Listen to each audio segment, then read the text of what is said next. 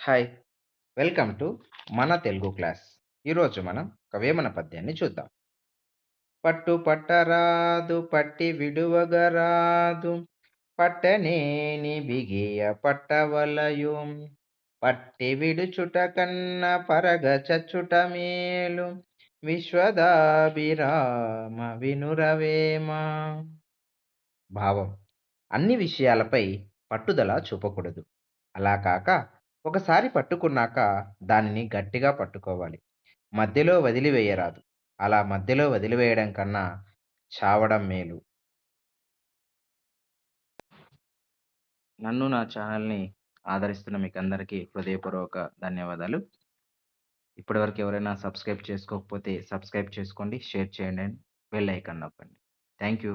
Thank you so much.